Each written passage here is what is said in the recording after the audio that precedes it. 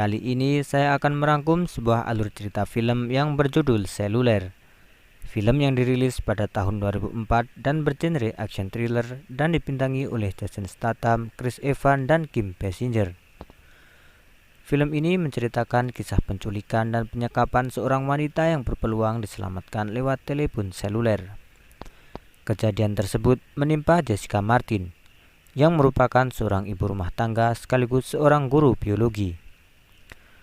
Suatu hari, setelah ia mengantar anaknya untuk bersekolah, ia melihat sekelompok penjahat memasuki rumahnya.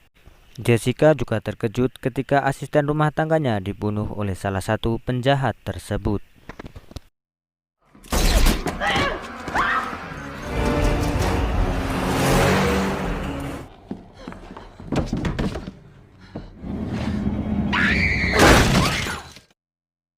Oke, tanpa banyak spoiler di awal, mari kita masuk ke alur ceritanya. Tapi sebelum itu, saya ingatkan jangan lupa untuk klik like, comment, and subscribe. Oke, kalau sudah, mari kita masuk ke video alur ceritanya. Cerita berawal ketika seorang wanita yang sedang mengantar anaknya untuk pergi ke sekolah. Wanita itu bernama Jessica Martin. Setelah anaknya menaiki bus sekolah, Jessica pun pulang. Setibanya di rumah, Jessica dikejutkan oleh 3 orang pria bersenjata yang memasuki rumahnya dengan memecahkan kaca pintu belakangnya. Dan ketiga orang tersebut juga membunuh asisten rumah tangga Jessica. Lalu mereka membawa pergi Jessica dan menyekapnya di suatu tempat. Jessica tidak mengetahui di mana tempat dirinya disekap. Dia hanya tahu bahwa dirinya berada di sebuah loteng. Lalu salah seorang penjahat memasuki loteng sambil membawa palu besar dan kemudian menghancurkan sebuah telepon di loteng tersebut. Setelah penjahat itu pergi, Jessica kemudian dengan susah payah dia memperbaiki dan merakit kembali telepon yang telah rusak. Beruntung panggilannya secara tidak sengaja tersambung kepada seorang pemuda bernama Ryan. Jessica mengatakan dan menjelaskan kepada Ryan tentang kejadian yang menimpa dirinya. Namun Ryan tidak percaya begitu saja pada Jessica, karena mereka memang tidak saling mengenal satu sama lain. Jessica meminta tolong kepada Ryan agar dia menyambungkan teleponnya kepada polisi. Sesampainya di kantor polisi, Ryan memberikan telepon itu kepada Sersan Moni. Tapi baru saja Jessica berbicara dengan Sersan Moni, terjadilah sedikit keributan di kantor polisi tersebut. Lalu Ryan membawa telepon itu ke atas lantai 4. Kembali ke Jessica, ketika dia masih berbicara dengan Ryan, tiba-tiba penjahat itu datang kembali. Beruntung, penjahat itu tidak mengetahui bahwa Jessica berhasil menyambungkan telepon yang telah rusak tersebut. Ryan yang teleponnya masih tersambung dengan Jessica, dia mendengar percakapan Jessica dengan penjahat itu. Dan di sini Ryan mulai percaya bahwa Jessica benar-benar dalam bahaya. Penjahat itu juga akan menculik anak Jessica yang kini masih berada di sekolah. Lalu Ryan bergegas pergi ke sekolah anak Jessica.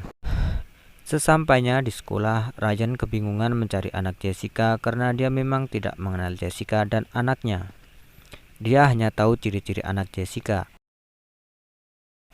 Namun sialnya ketika dia baru mencari anak itu, bel pulang sekolah berbunyi dan membuatnya semakin kebingungan dibuatnya. Lalu Ryan pergi ke tempat penjemputan dan sesampainya di sana dia terlambat. Baru saja dia menemukan anak Jessica berada tepat di samping mobil para penjahat dan langsung diculik oleh para penjahat. Lalu Ryan mengejar para penjahat menggunakan mobil penjaga sekolah. It's okay, I can still see him up ahead. Come on!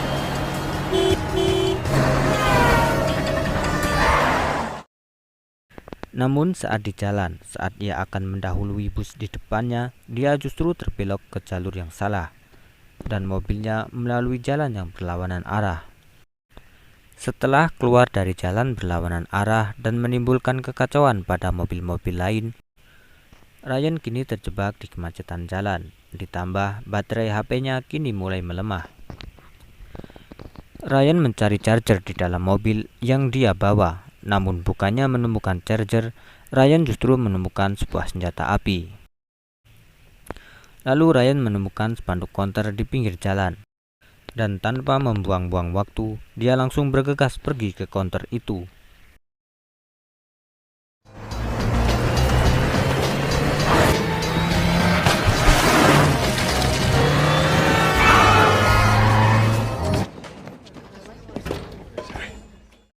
Sorry, excuse me, I'm sorry. Excuse me, hey, excuse me. Hey, listen, I got a life and death call on this phone. My back. Excuse me. Back there, pal. I need a charger. Sir, you need to wait your turn. Sorry, sweetie, I'm on break. Take a number. No, I. Oh my God. Dude, here's your charger. Thank. Kembali ke Jessica yang masih disekap. Penjahat itu mendatangi Jessica lagi dan mengancam akan membunuh anak Jessica jika dia tidak mengatakan lokasi suaminya. Awalnya Jessica menolak, namun karena terus didesak, akhirnya Jessica memberitahukan informasi suaminya kepada penjahat itu. Lalu penjahat bergegas pergi ke tempat yang sudah dikatakan Jessica.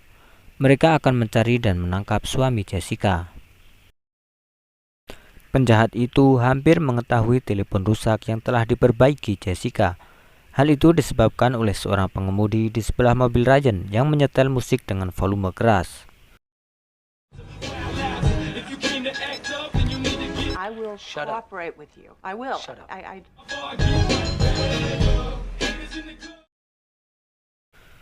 Namun Jessica berhasil mengalihkan perhatian penjahat itu dan Jessica masih aman hingga saat ini. Lalu di rumah Jessica, seorang polisi yang sudah kita lihat tadi di awal, yaitu Sersan Moni, datang untuk memeriksa rumah Jessica. Namun Pak Polisi ini tidak menemukan kejanggalan di rumah Jessica, karena salah seorang penjahat telah menyamar dan berpura-pura menjadi Jessica. Kembali ke Ryan yang kini bergegas mengejar para penjahat yang akan menangkap suami Jessica ke bandara. Di tengah perjalanan, saluran telepon Ryan dan Jessica terganggu oleh saluran telepon pribadi seorang pengacara. Setelah terjadi sedikit perdebatan, Ryan menodongkan senjata untuk mengambil paksa telepon pengacara itu. Namun karena mobil yang Ryan gunakan berhenti di tengah jalan, akhirnya mobil itu hancur tertabrak oleh sebuah truk besar. Alhasil sekarang Ryan juga harus meminta paksa mobil si pengacara itu. Setelah mendapatkan mobil si pengacara, Ryan melanjutkan perjalanan. Namun ia harus memutar balik jalan yang ia lalui, karena dia telah memasuki jalan terowongan yang mengakibatkan sinyal hilang dan panggilannya dengan Jessica hampir terputus. Singkat cerita, Ryan sudah sampai di bandara. Di sana ia mendapati bahwa para penjahat sudah sampai di sana lebih dulu. Di tempat pemeriksaan barang, Ryan menyelundupkan senjata api yang ia bawa ke jaket salah satu penjahat itu. Lalu para penjahat itu pun diamankan oleh para polisi bandara. Namun yang membuat Jessica dan Ryan terkejut ketika petugas keamanan bandara memeriksa identitas para penjahat, ternyata para penjahat itu adalah anggota polisi. Ryan melanjutkan mencari suami Jessica dengan ciri-ciri yang telah disebutkan Jessica. Namun Ryan salah menghampiri orang dan suami Jessica yang sebenarnya telah dibawa oleh para penjahat. Sial bagi Ryan, mobil yang telah ia bajak dari si pengacara telah diamankan oleh polisi.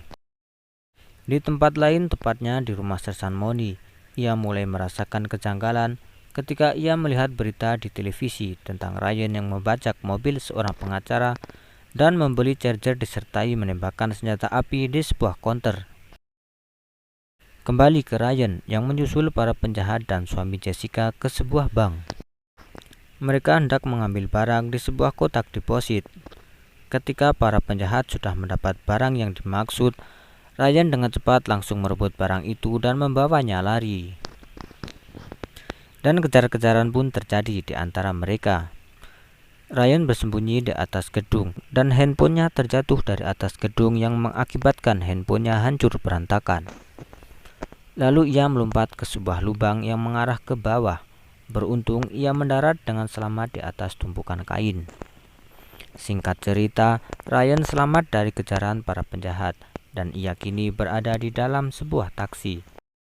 Ryan membuka tas yang direbutnya dari para penjahat.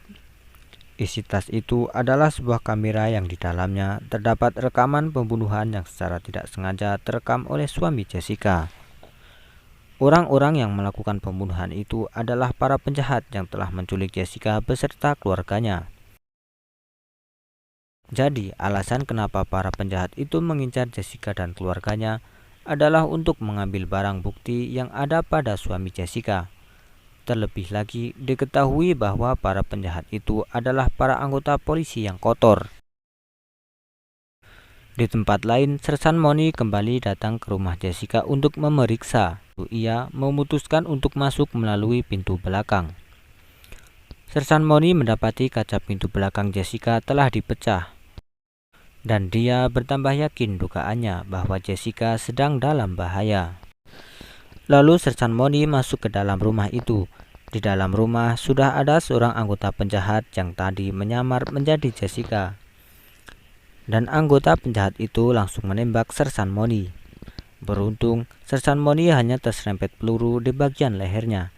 Sersan Money berhasil mengalihkan perhatian penjahat itu dan melumpuhkannya. Setelah diperiksa, ternyata penjahat itu juga merupakan anggota polisi dan tak lama kemudian ia pun koid. Di tempat lain, si pengacara yang mobilnya tadi diambil paksa oleh Ryan, kini dia datang ke tempat penderekan mobil untuk mengambil mobilnya kembali. Namun belum sempat dia menaiki mobilnya, mobil itu sudah dibawa kabur kembali oleh Ryan. I already told you we do not release vehicles until... Yes, but I'm not paying for it. It's all bad. This is what I'm gonna do. I'm gonna pay you. Okay?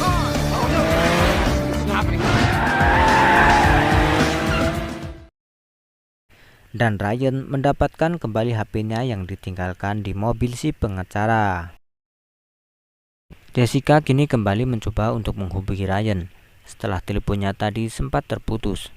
Namun sialnya, teleponnya justru tersambung kepada penjahat yang sedang mengawasinya.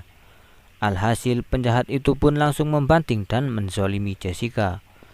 Namun Jessica berhasil mengambil pecahan kaca dan melukai pembuluh darah brachialis si penjahat, hingga membuat si penjahat meninggoy di tempat.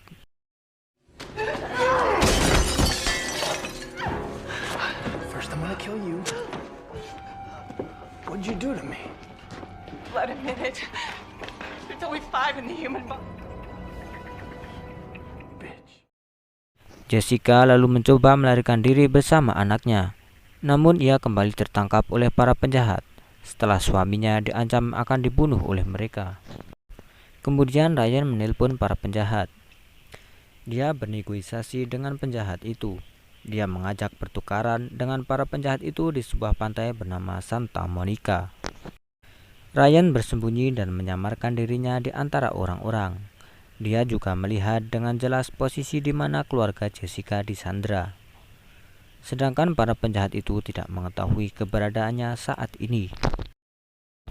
Penyamaran Ryan yang tadi aman-aman saja, kini dia ketahuan gara-gara mantan pacarnya yang menghampirinya. Kemudian Sersan Money dan rekannya menghampiri Ryan, dan Sersan Money menyerahkan Ryan kepada rekannya. Saat ini Sersan Money belum mengetahui bahwa rekannya adalah polisi kotor yang juga terlibat pada pembunuhan di rekaman video yang telah kita lihat. Saat berjalan bersama salah satu penjahat itu, Sersan Money mendengar percakapan para penjahat melalui walkie-talkie, yang membuatnya curiga bahwa orang yang bersamanya adalah orang jahat. Kemudian perkelahian pun terjadi antara Sersan Money dan penjahat itu. Dan perkelahian pun dimenangkan oleh Sersan Money.